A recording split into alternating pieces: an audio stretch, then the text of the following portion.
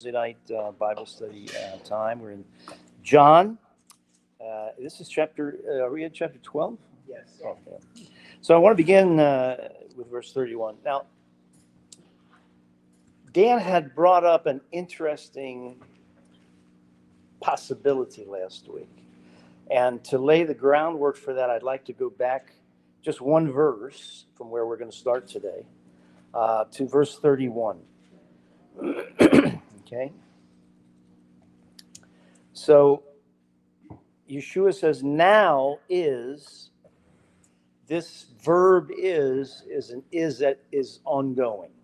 Right? It has not, there's no culmination yet. But now is the judgment of this world. And what is the judgment of this world? It's the judgment for evil. It's the judgment for sin. It's the judgment for being separated from God. The judgment for their activities. Now will, future tense, the ruler of this world be cast out. Literally driven out. He was driven out of heaven, cast to the earth, did his business on the earth. Now he's going to be cast out of the earth. So we've got the judgment of this world. Now the ruler of this world will be cast out. So let's turn to verse 32 and verse 33. Comes right after this. And when I am lifted up from the earth, I will draw all people to myself. And he said this to show by what kind of death he was going to die. So it was clear that being lifted up is crucifixion. But the word is ek. Doesn't just mean out, but it also means out from. So there's this double meaning there. You knew that already? Mm-hmm. What? And also into. Okay. So he's not only is he talking about being lifted up on the crucifixion stake, but he's also speaking about being lifted up, being drawn up, if you will, from the world, from the cosmos. Okay. In glorification. So he's talking about both things, the death of the Messiah and the glorification of the Messiah, which is the glorification of the Father. Okay. So Dan brought up an interesting point, and I had never seen it because I hadn't studied from that perspective. He said, I used to translate this particular verse just like you read it. If I be lifted up, I'll draw all manner of men unto me. But he said, and he was quite right, that all men is not in the text. That in the Greek, all men doesn't exist. The word pantas, which means a number of things, all people, all events, any number of things. So he said that he was getting a different picture of the text, and that maybe this relates back to verse 31. Now is judgment come upon the world, but if I am lifted up, I will draw all the judgment to myself. And so I never heard that. This is translated as peoples. Oh yeah. Most translations, most commentators are going to use this to say it's all peoples. Now the way it's used, it doesn't mean every person. It means a broad spectrum. In other words, those that come to me, which is going to be a considerable number of folks. So if I draw all judgment, therefore supports the theory that I'm a sin offering. Yes. Not like he took all of it. Yes. Oh, me. And then when I hear that he's lifted up, I think of the staff that Moses, that they healed. Because of him, we're healed. And what was the representation of that particular staff? That's John 3:14, right? That was representative of the sin of the people. So they look at the sin, they repent of the sin, and they're healed. It kind of supports what, I don't Okay. know what the gentleman's name is that wrote the book Forsaken in the first chapter, Forsaken, when he was talking about whether at this point here, whether the Trinity was broken, was there ever a time where the relationship had broken for a second? There's theories out there that people say that, Yeshua became sin, and that's why the Father forsake them when he says Abba, Abba, whatever. He's meaning like there was a break in that relationship. We're going to take a look at the forsaken part of that Okay. carefully, because I'm not sure that's true. Yeah, no. That was his point, that it wasn't true. Wasn't true. No, because it wasn't that he became sin. His argument is he was a sin offering, which supports, taking on the judgment. So what I'm getting at is that this supports what his. I know what you're talking Yeah, no, I think that's correct. Yeah. What about verse 33? In which chapter? Where, the same 12 and verse 33, where, after he said, when I am lifted up from the earth, will draw all people to myself. And 33 said, he said this to show the kind of death he was going to die. So I'm wondering, he was stipulating what he meant right there. Oh, right? yeah. Right? Crucifixion. That he was going to be crucified. Yeah. No question about it. But what was this other thing? So that was the question more their question is not about crucifixion at all. That's clear here. Okay. The question is, what does this word draw mean? Okay. What is being drawn to him? Are all of the peoples being drawn to him? Or is the judgment for those who have believed on him? I mean, to believe on him as he's lifted up is the same as repenting for the sin in the wilderness by looking at the serpent, right? So the judgment of the serpents, right, biting the people and harming the people, that's gone, right? And so the judgment that the world deserves is gone because it comes to him. He takes that on as the sin offering. And so I looked at that, and because I had a hard time with that. But then I looked at this text, and all of a sudden it's like, wait a minute, this is an adjective. Pantas is an adjective, and it's a certain type of adjective, and it doesn't have an article, which means that it means not, if it had an article, then it would mean every judgment, even the judgment on Satan. But without the article, it doesn't mean every judgment. Okay, so that's, okay, no article in the Greek. But Rabbi, you just said something interesting. So if had it been that way, he actually takes judgment for non-human, it's just all creation. Well, In other words, the angels too will be judged? no, what he's saying is this. Now is the judgment of the world come. Okay, it's in process of coming. Okay, and the prince of this world is going to be cast out. Right. We're going to throw him out. Okay, he's defeated in this. In my death, in my resurrection, in my being lifted up on the cross and then lifted up from the earth to the right hand of the Father, he's kicked out. Okay, and the time is not stipulated, but he's finished. Yeah. Can this also be reference to rapture and second coming? I don't know. I hadn't really thought that part through. Because if I'm lifted up and draw all, now going back to the word Yeah. peoples, draw all peoples to But- myself. So the problem is the word peoples isn't in the text. Oh, okay. Okay, However, so there, I can see in this when you bring 31 and 32 together. Mm-hmm. Now is, as you said, is like the continuation of is. From this point is the judgment of the world, which means that Yeshua, in his death and resurrection, which is prefigured here, is the continuation of the judgment of all men. Meaning, throughout history now, men will be judged by whether or not they believe this. that's exactly what he's saying. But also, when you That's just connect what he's that, saying. when you connect that, as for me, if I am lifted up from the earth, I will draw all to myself, meaning that he is the conclusion as well. Well, let's be careful because who is it that draws men? God draws. The Father. He puts the Yeah. Spirit in Right? us, John too. chapter 6. The Father draws it. So that's another reason why I started thinking, well, wait a minute, it's not Yeshua that's drawing the men. Yeshua's drawing the judgment. And that was put very nicely. I don't know if I can reconstitute it.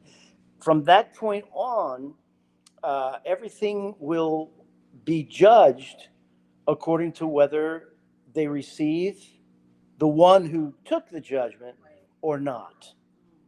Right? And that now, why that makes sense is that grammar, grammar's not haphazard. So if you got this adjective, it's what? I said it is in English. Well, I'm just saying that grammar in all languages isn't haphazard. If there's an adjective, what is it modifying? Where is what we call its antecedent? The only antecedent that we have is in verse 31, the judgment, right? So he's lifted from the earth, and now the world is judged by whether they receive the one who took the judgment or not. It's pretty powerful. Yes. So Dan, I think he hit on something. Yeah. We know that. This is the Jewish voice Yeah. Bible, but do you know how David Stern, what does he use for that word? All peoples? Yeah. I'm not sure. His stuff Does anybody have the Jewish Bible, the complete Jewish Bible? Yeah. So, okay, how does it translate to that? 31 and 32. 32 specifically. 32 says, "As for me, when I am lifted up from the earth, I will draw everyone to myself." Okay, so he does the traditional one. And look, most people, this is a minority opinion, I can tell you. But to me, it makes the greatest sense, especially since the word isn't in there. And the only antecedent that remotely touches drawing, right, is judgment. So that is food for thought. I like the idea. I think it's, and I think you hit it, that this is an ongoing process, present active tense, present active means that it is going on, right? So that's very important. I just thought it was a brilliant thing, to know that Yeshua, he takes the judgment upon himself for us, takes all the blame, all my blame, all my shame. So that means I can walk tall, even if I'm short. See, people say I'm short, but I'm not short. I'm just awesomely compact. Yeah. So no, but this puts a different light on it for me. That think about the judgment, the amounts, the magnitude of this is phenomenal. And it only can be the Son that does it. They were saying that was part of the struggle in the garden. It was more mental, like when he sweat the drops of blood versus the actual. I mean, obviously the physical, was bad, but I guess it was taking Anguish. on every sin that ever was committed. It's a huge thing. It's just huge. So the crowd answered him, "We have heard from the law that the Messiah remains forever." Now, indeed, the law, the Torah, by this time is more than just the 5 books of Moses. The Torah by this time in the rabbinic mind is every explanation, every discussion, everything that's ever been said by the sages constitutes the Torah. Okay? So that is what they're saying. In the Torah, in the teaching that we have received from the teachers, from the sages of the day and before, the Torah says that the Messiah remains forever. How can you say that the Son of Man must be lifted up? Who is this Son of Man? They're amazed by Yeshua's prediction of his death, because they have been taught that when the Messiah comes, who is the son of David, who is the son of man. Now notice Yeshua in this passage has not called himself the son of man, but they know the Messiah is the son of man. Okay, all that's been put together. It shows us that there was a great deal of teaching, lore about the Messiah already present in the day. So they're confused. You're predicting your death. We get that. We understand that. But if the Torah says that the Messiah lasts forever, then how can it be that what you're saying is true? And then who is the Son of Man? And is this where they've kind of forgotten that I can't remember this where it is, but there are two messiahs predicted? I think in Isaiah, there's two messiahs. One was the military, one is the civil. Daniel. Yeah. Daniel 9. And they're just looking for the military messiah to kick Rome out. Okay, the point is that if you're going to die, then tell us who the Son of Man Who's is. the one that's actually the Messiah? Okay? If you're not the guy, then who's the guy? Okay? But he does remain forever. They just don't get it. Like They the don't get it. resurrection. No, they don't get it. Absolutely not. 2 Samuel chapter 7. This messianic person, this king, is going to rule forever. We see it in other portions of scriptures as well. Of his kingdom there will be no end. Right? So how can you say you're going to die? Well, if then you can't be the one. Then tell us where the Son of Man is. You're doing all these miracles. There's something happening. It feels like the messianic era. Tell us who the Son of Man is. Tell us who should we look for? Who should we? Yeah. Right? That's really their question. They're excited about being in an apocalyptic time. But now they're confused. Okay, you're not the guy. All right, but you look like the guy. But now you're going to say you're going to die. So tell us where the real one is. But point us in the right direction. They forget that John said he's the guy. Okay, but now he's saying things that's confusing. All right, in the moment they're confused. It's not that they were confused the whole time, but now he's saying something that doesn't fit the pattern. What do you mean you're going to die? We don't want you to die. We don't. We haven't been taught that the Messiah is going to die. So Yeshua said to them, "The light is among you for a little while longer. Walk while you have light, lest darkness overtake you." He's talking about the ability to see and the ability not to see. Okay? You have the light, so walk in the light. Listen to the light. Weigh carefully what I'm saying. Lest in your confusion and in your constant dialogue back and forth, get so busy. You know how this goes. People love to talk theology back and forth, and their lives don't change. Okay, they're walking in darkness because their lives are not benefiting by any kind of change. They're not changing, looking like Yeshua. They're busy talking theology or busy talking about building something or how we're going to do this ministry or something like that. They talk around the issue of transformation. Is this a way of this? He might not be saying this, but it makes sense for me at this point. Is this a way of saying, don't remember that there is a light in Goshen? Do not be so caught up that you miss that and are in the darkness of Egypt. Maybe. There's nothing in the text that makes me feel that except the language, right? They had light in Goshen. But in Egypt, they could not see Yeah. their brother. I think you probably have a good point. I've got to give that some more thought because I think that story is so embedded in every generation. Everybody knows that about the darkness, the plague of the darkness. It was so dark, no man could see his brother, meaning no man. They were so blind, they didn't help each other. And so they were in real darkness, and spiritual darkness, and emotional darkness, social darkness, physical darkness. Yeah. And in a sense, he's saying, I was that light in Goshen. You know what? I have to rethink that a little bit. I'm getting stymied here in these last weeks here. But it's good. It's good because that's what it's supposed to do. We're supposed to come to it doesn't matter who's right. It matters what's right. So we have this. So Yeshua is saying, the light is among you for a little while longer.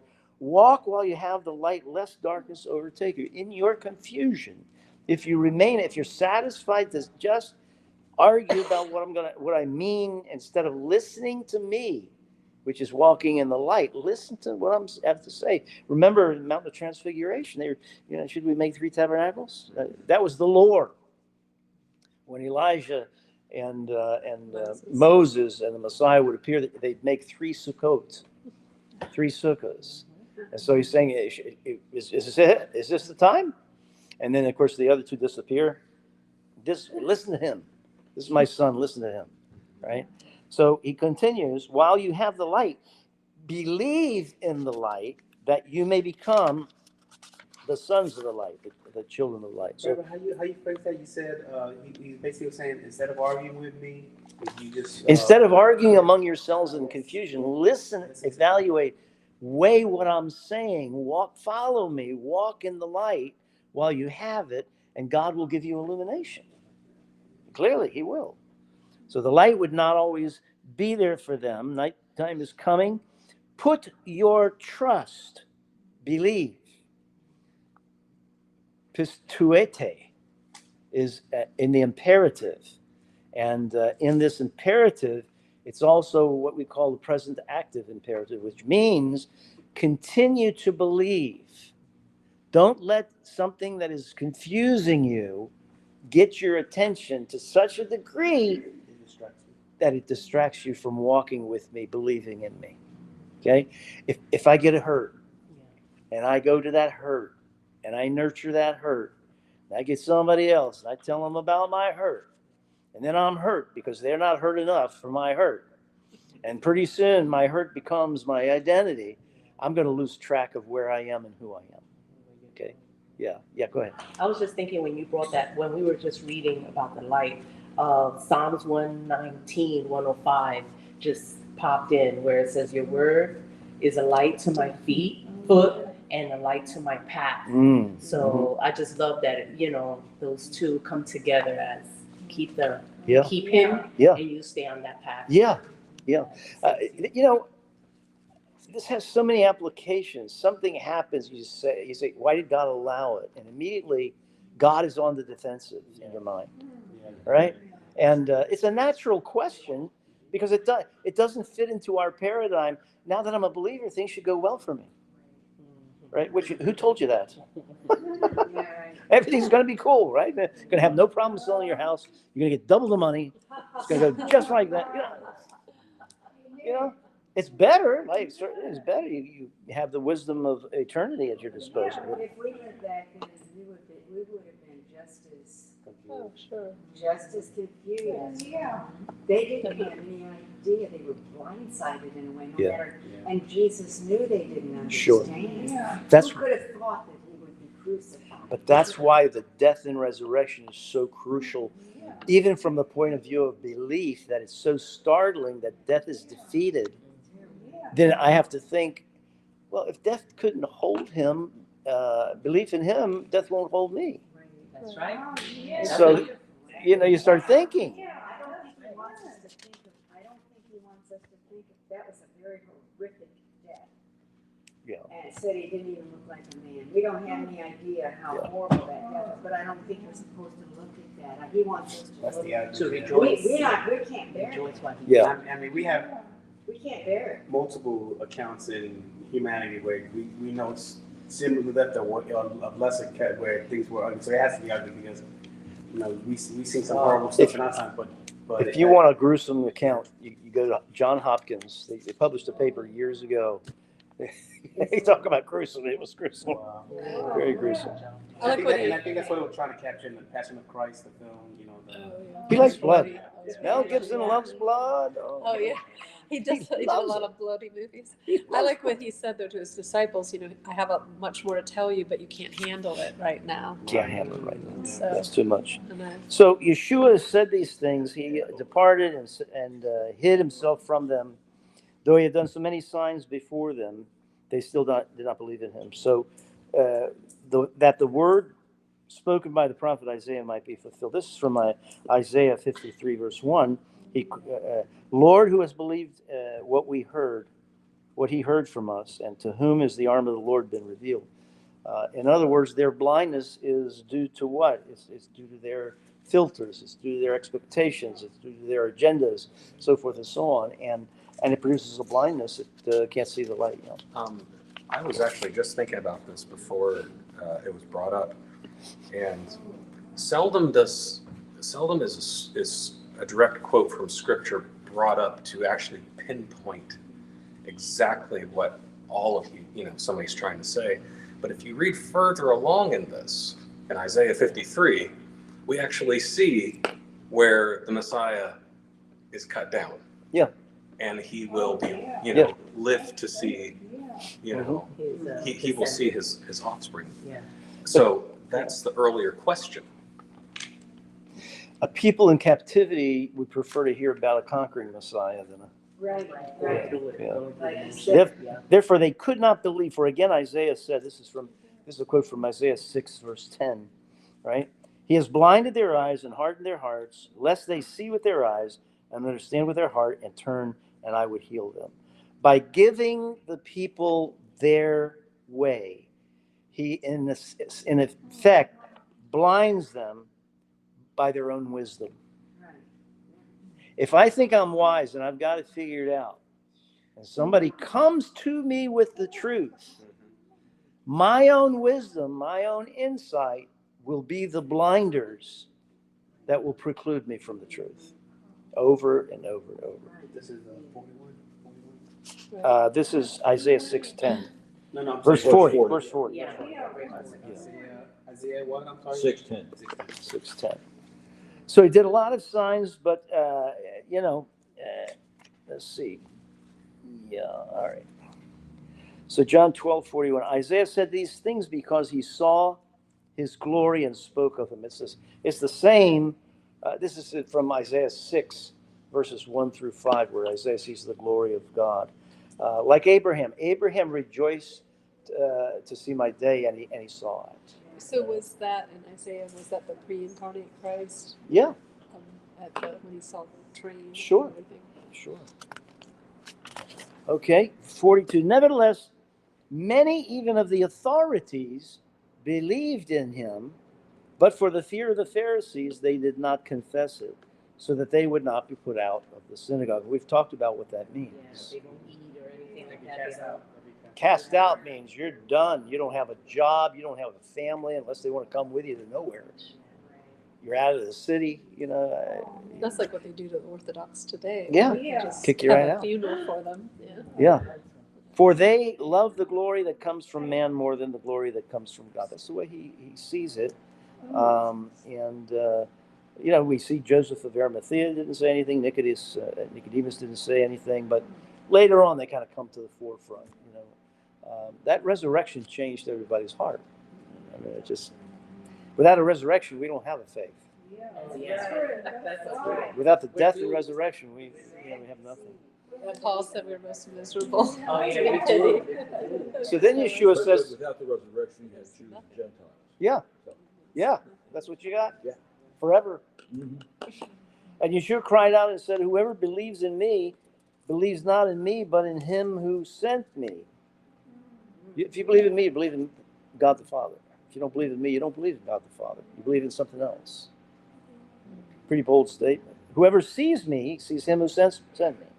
I have come into the world as a light, so that whoever believes in me may not remain in darkness. You see me, you see the light. You see me, you see the Father.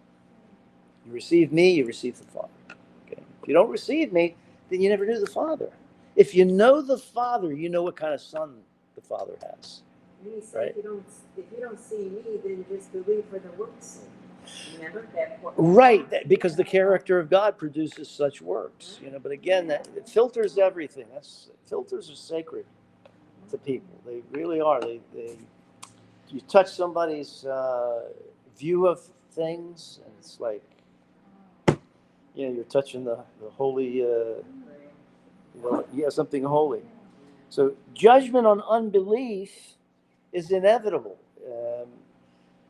It's ontological. If you don't go to the work, you're not going to get a paycheck. So one stems from the other. Well, I should get a paycheck anyway.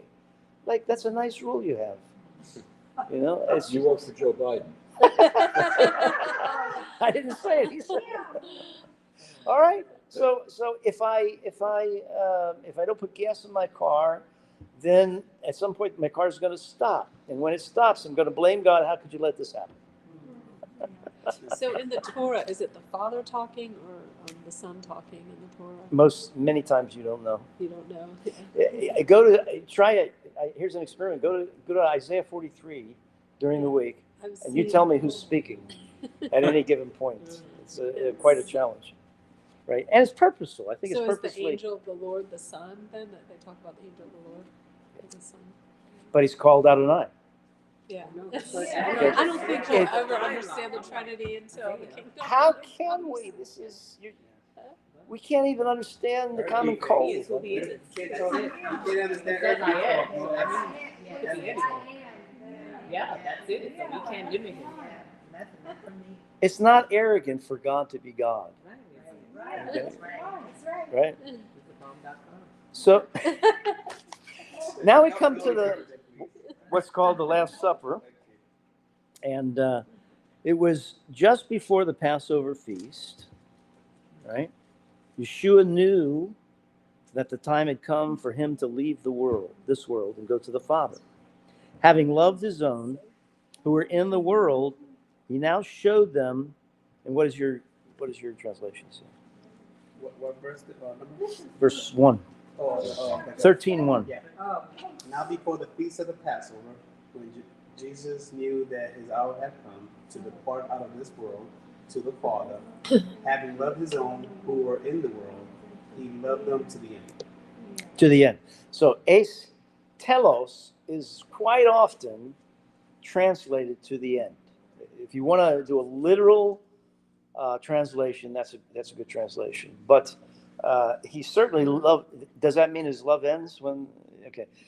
So To the end of his physical body. well, or it can be translated to the full extent of his love. Or the full fulfillment of the prophecy. Yeah.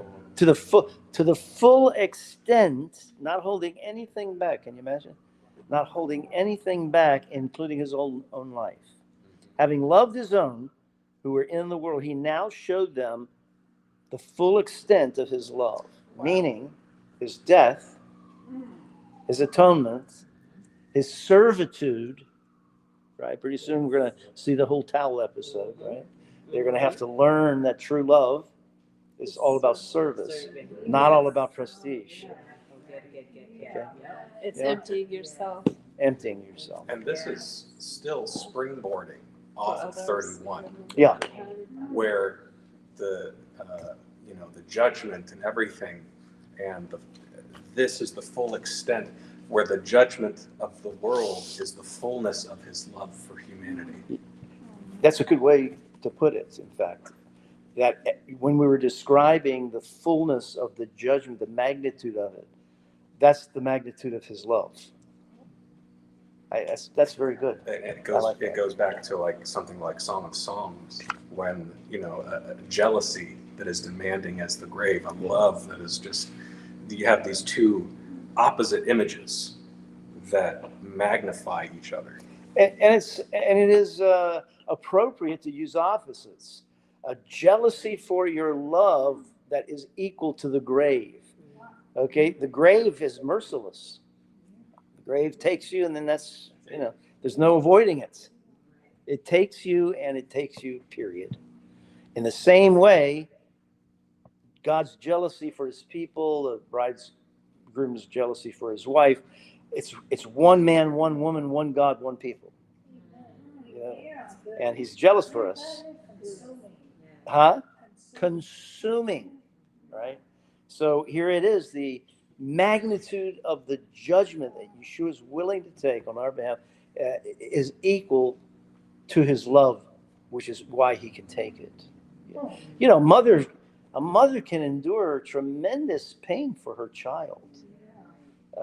In many ways, I'm not saying this is for every situation, but in many ways more than the father, because she produced the child in pain and weaned the child and so forth and so on. So a mom can do things and you wonder, what in the world? How come she's, why did she go that extra distance? And it's because her love is that big, right? So love is a motivator. The evening meal was being served, and the devil had already prompted Judas Iscariot, the son of Simon, to betray Yeshua. Now, in a moment, I'm going to ask you why. Well, maybe not. We'll see how much time we have. I want you to ponder, why did Yeshua choose Judas? Of all the people, right? Huh? No, that's a good question. Why would he choose So it somebody was he his knew? disciple that was he knew he was gonna do that. Okay. He knew what his heart was. And he loved money and everything. Well, it's an interesting question. I think we have to ask that question, and we will. We'll get to it. I don't know if we'll get to it tonight, but we will get to it. Right? Could I have a follow-on question? Yeah. Okay. So, was this a Passover Seder? Every sacrifice during Passover was called the Passover. Okay. The Chagiga was a Paschal sacrifice, which was very special. It was offered on the first day around 3:00 in the afternoon, and it was a very sacred. This is where the priests partook of that particular sacrifice, and they had to be clean. It was a sign that God looked with favor upon the priesthood and the people, and would give favor. And not to partake of that meal was a big disgrace, a terrible disgrace. So the Passover meal was important, yes, but the most important sacrifice in the temple of that week would be the following day on the 15th of Nisan. 14th of Nisan starts Passover. The evening meal is partaken of. That meal takes us into the 15th. That following day, 3:00, they partake of the Chagiga, most important of the sacrifices. All right. Now, the Sabbath that occurred during Passover, which was also a Sabbath, right? That was like a Sabbath week, if you will.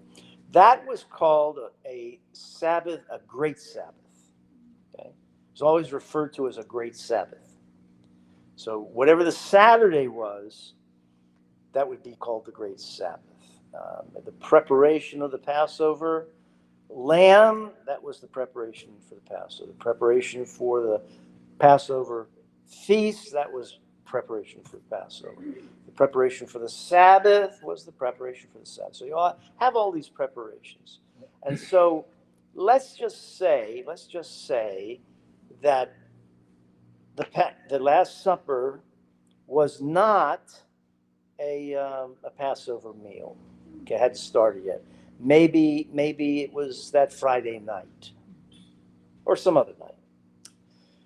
If I were a priest and I wanted to partake of the Chagiga, I would make very, very sure not to get defiled before that time. Okay? What could defile me? Well, touching a dead animal, touching an unclean thing. But if I did that and it wasn't Passover, all I would have to do is offer a sacrifice, wash, and in the evening, according to Leviticus 22, I'd be clean, right? But in the praetorium, where they held the trial, the priests refused to go in, lest they be defiled. Okay, the Chagiga hadn't been offered yet. Okay, so that means Passover must have already started. And they could not wash themselves and be clean in the evening because the Chagiga was offered at 3:00. They didn't have enough time. You see it? Yeah. So that's what they wanted to do. So from that perspective, the Last Supper, if you will, was a Passover Seder. Just one of the reasons, in fact. And the great Sabbath, was that Sabbath, that Saturday that came during Passover week. So Thursday is the 14th. Thursday night begins the 15th. And then Friday night begins the 16th and so on. Okay. So yes, this was a Passover Seder. And some of the things that they did, singing the hymn, passing around the matzah, passing around the wine, singing the Hallel, these kinds of things are relegated to the Passover meal. Yeah. So the 14th would have started on Wednesday night. Is what? Thursday night. Thursday night. Well, Yeah. 'cause- Just before sundown. Okay, because that's what I thought I heard you say. So the 14th started at Sundays, that's the first Seder. Yes, that's Thursday. That's on a Thursday Thursday night. before the sun sets. Before- Thursday Okay, before the sunset. so the 14th goes all the way through the next day until sunset again Yes, at sundown. So that's the 15th, which is Friday evening, right. Which was and Saturday is the Sabbath. Yes. And they need that. the crucifixion was on Friday, right? Crucifixion is exactly when the Chagiga is. Oh, it was actually on Thursday, then, not Friday. No, No, no. it was Friday. Friday. He said the second When day. the most important sacrifice, the Chagiga, the festival, Chag is festival. The Chagiga is the festival offering. Okay, it's called a Passover offering. All of the offerings on Passover offerings. But if the priests went into the praetorium and got defiled, and it wasn't Passover, they could do Leviticus 22 that evening. They'd be clean. They could perform every service they needed to perform. But in fact, it was already Passover. Okay, so they could not, if they were defiled, they could not have eaten the Chagiga. All right. So Alfred Edersheim is the one. That's 3 o'clock. Is that Friday. when? Friday, 3 o'clock, Friday afternoon. That's when that meal is taken for the final sacrifice. Now, is that when Jesus was raised on the cross or when he died and well? That's when he was raised on the cross. Okay, and then so Friday. it's Friday.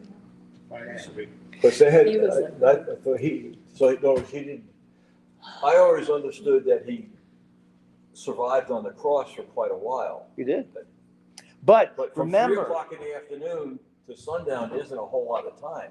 when And you're then they gotta suffering get- when you're suffering and you're looking at something like that, I- here's the point. But they got to get him down and. They wanted to break his bones Right. because the Sabbath was coming on, but they were surprised he already expired. Well, they were saying that he could have hung on longer, but he gave up his spirit to the Father.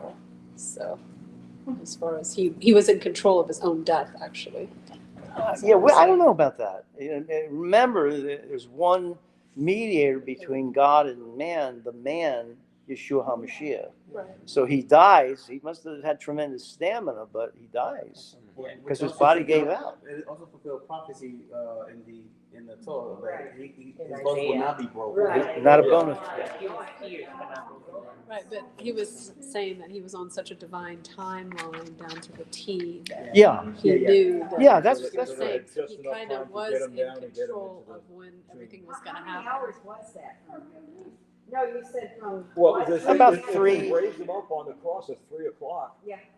Sundown's going to be 6:30. depending on the time of year, this Yeah. is spring, Yeah. so That's horrible. You know, a lot of 6:30, those 7:00. daylight savings time.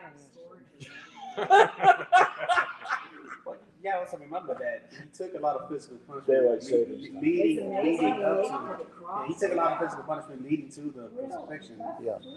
And Here's the Roman but party went remember this, that even 1 hour of a day is considered a day.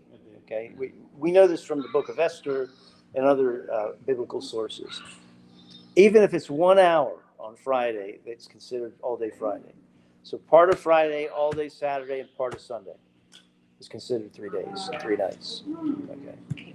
So- I'm just thrown back about the festivals and what Jesus means because of these festivals. Yeah. Like, he has always been on point so far until, when he comes back, while we were learning in Sukkot.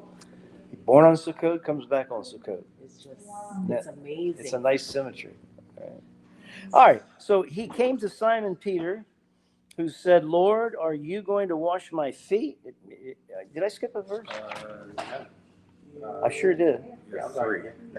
Yeah, 3. Yeshua knew that the Father had put all things under his power and that he had come from God and was returning to God.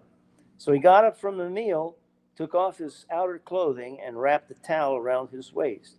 After that, he poured water into a basin, and began to wash his disciples' feet, drying them with the towel that was wrapped around him. So notice the connection. Yeshua knew that the Father had put all things under his power and that he'd come from God and was returning to God. So what does he do about it?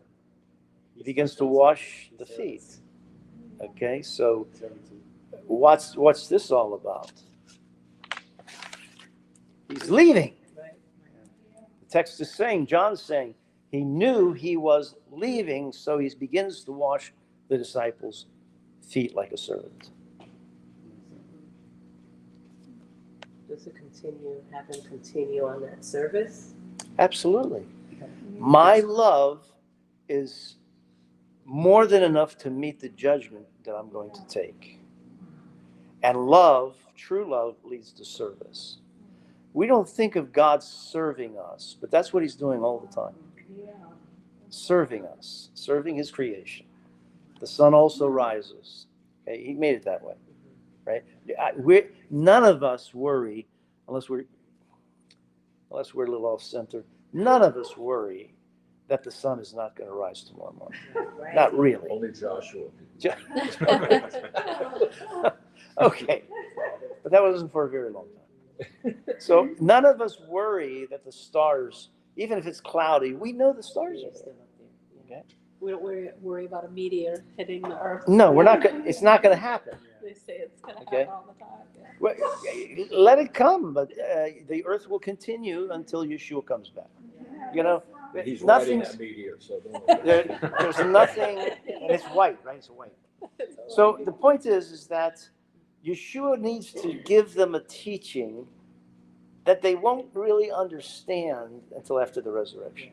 Okay, he knows that. That would be frustrating for me. Okay, you won't understand my instruction until you get on the boat. Yeah. You know, it's not a good way to run the military. So Yeshua knows this, though. And Simon Peter sees what's happening. Lord, are you going to wash my feet? For real? I'm the guy. You know, I'm there for you. What are you doing? Yeshua replied, you do not realize now what I'm doing, but later you'll understand. Okay, you'll get it later. No, said Peter, you shall never wash my feet. Yeshua answered, unless I wash you, you have no part in me. Okay? If you don't allow me to wash you, then you will never allow me to wash you from sin. Yep. Okay? You'll be too prideful. Like, you know, I followed Yeshua. I was one of the original followers of Yeshua.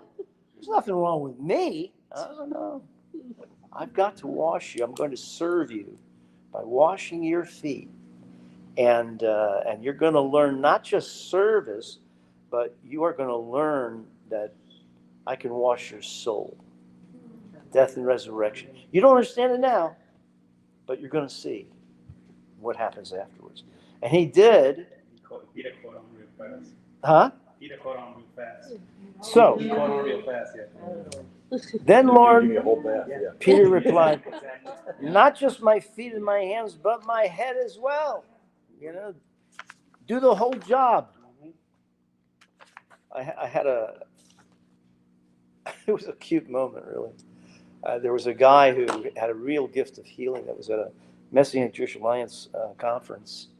And there were hundreds and hundreds and hundreds of people in there watching, and big line of people. And I knew a lot of those people. I knew their ailments and knew their ailments for years, you know. And all of a sudden, I one guy is not limping anymore.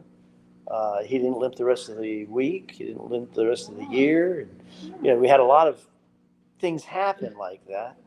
And one of my friends was in a mechanical wheelchair, and he came up and he was prayed for. And the guy said, well, let's just see how this works. Why don't you try walking just up and down here, you know? And he said, okay. So he walked, and he said, the fellow who was preaching, how do you feel? He said, I feel much better. It still hurts. Why don't you pray again and finish the job? And the guy goes like this, like, what? Finish the job? The job's finished. It's up to you to believe, right? So, and I thought, what a remarkable way to think about things. Okay, I've washed you, man. This is just the beginning. You know, you can have an experience with me. And then Peter's preaching to the crowd, and something happens that he did not expect. God, for the first time, it's not the last time, interrupts his sermon. Right? The same with Cornelius later on. You know, he just interrupts him and has his way. So he will learn. He absolutely will learn. Yeshua answered, a person who has had a bath needs only to wash his feet. His whole body is clean. You've had a bath of my love, of my servitude, of being cleansed by walking with me. You're walking in the light, and you are already clean, but you need this foot washing to understand the completeness of transformation, of being born again, and the gift of the Holy Spirit. And you need to understand that love, true love, you can get true love by following me. True love is going to be following me. The disciple is discipled by the teacher. The disciple does what the teacher does, right? So I'm going to serve you with the towel that was wrapped around me, for he knew who was going to portray him, and that was why he said not everyone was clean. Oh, I skipped this, didn't I? And you are clean, though not every one of you. Which kind of like sounds like also like he's also kind of like regrouping him, you know, because at first he was like, no, you would never. Well, but everybody knew Judas. Yeah. Everybody knew he was the wrong guy. Yeah. And I can't imagine, I don't know if they asked him, but like, why in the world did the master choose this guy? This guy is a rotten apple, you know? But then he said that, you know, the one I give the spread to dip is the one, but then they were kind of still. They were just busy with their own conversations. Yeah. You know, it's a meal. Do you mean you listen intently when you're eating, going out to eat? Listen intently. You know, you hover on every word. No, you cut that piece of meat. Ooh, that tastes good. What'd you say? You know. All right. So why would Yeshua have picked this guy? Clearly, you have gotten the first one that I wrote down. Yeshua said, "I am not speaking of all of you who have. I know whom I've chosen, but the scripture will be fulfilled." And he quotes Psalm 41:9. He who ate bread has lifted up his heel against me. And later on Shavuot, Acts chapter 1:16, Peter's preaching.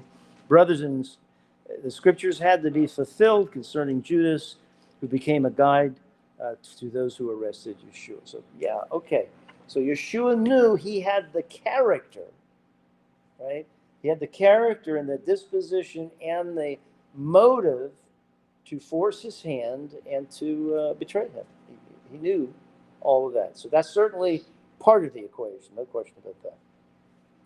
Anything else? As to why? Yeah. There's a quote, and you're probably familiar with it, that says, God doesn't have favorites, but he plays favorites. Meaning, if you're not up for the job, he'll find somebody else to do it. And I cannot, for any reason, see that Yeshua picked Judas and had in his mind the whole time, oh, this rotten guy, he's just going to end up betraying me. But his love for the one who betrayed him was on full display the whole time, to the point where Judas gave up Yeshua under his own accord. He was not driven as we see, with someone like Pharaoh. The very mention of God's name in Pharaoh's ears hardened his heart. Yeah, okay. So in this, yes, he was the guy to do it, but it was still his choice. And I don't think that Yeshua for 1 second was saying, just waiting, biding his time, waiting for that to happen. Here's your proof. Matthew 10, verses 1 through 4. Let's take a look at this. Amazing. Matthew what? 10, 1 through 4. That bug is suffering. But it has misery. Sorry. Sorry, bro. It's a vampire. All right. So Yeshua is choosing the disciples, right? And Judas is named here. And what does Yeshua do for the disciples? 10 what? 10, 1 through 4. 1 through 4. Gives them He authority. sent them out to heal. Yes. Look at what he did. 10, 1 through 4. 10, 1. Yeshua gave them authority over unclean spirits to cast them out and to heal every disease and every affliction. The 12 went out, including Judas. Wow, that is awesome. And they're healing people. And they're casting out unclean demons. The devil hadn't entered him yet. So Judas has a chance, even though he's a no-goodnik Sicarii, he has a chance. And he had to choose. And his choice was the wrong choice. But what does God do? God uses the sin to bring about salvation. Okay. Right, so see, but and this is where I was gonna earlier in the discussion. I said that I wanted to I had a follow-on question that because so it seems like Judah, yes, he's chosen and he has to play. Does he really? Because it was already prophesied that one will betray. So he's predetermined already. It could have been Peter. From the all-knowing God. It could have. You're right. It could have been any other 12. Pick it. But what I'm saying is, in this case, being Judah, just like Peter, who denounced him 3 times, just like all the other ones. Like, there's still. My question is why, if he is part of the prophecy and he was the chosen one to fulfill this role, it seemed like he didn't like. There was no second chance for him because it's all downhill from here, and he never recovers. He's. But look at the condemned for life. teaching. Saving faith is not the same thing as religious activity.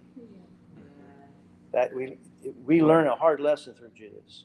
Judas was out there healing the sick. Many people will come. Judas was out there spending money to make sure the disciples had food and so forth and so on. He's dipping in himself. You see, okay, he was a robber, he was a thief. But the point is, he had a choice. He himself partook of the gifting. And And I guess my question along that train of thought is that God, all loving, all forgiving. There's still I guess the opportunity for Yeshua knowing all this and it being carried out that he still will forgive this act because he forgives all. But there's something about Judah that he couldn't still even meet that mark. And I know that Yeshua knew this. I knew Yeshua knew, right? Yeshua had to know this even beforehand. So here's another teaching. You just brought up another reason. Awesome. And the teaching is God's sovereignty does not preclude personal responsibility. right. Everybody Yeah. has to choose. Everybody. God. And we have to. Oh, sorry. Go ahead. I had my hand up there. Just slap him. Just slap him. Yes. No, she's on my team. She's on my team. Not anymore. Okay, she's on my team. So someone made a statement, it didn't have to be Judas. So what I see here, it at any point, this story could apply to any of us. Sure. Many times before I fell in love with him. there were betrayal moments. Do you see what I'm Yeah. saying? So they journeyed with him. Yeah. They knew him and they grew to love him. Mhm. So they were not. So it was love that kept them Mhm. on the straight and narrow.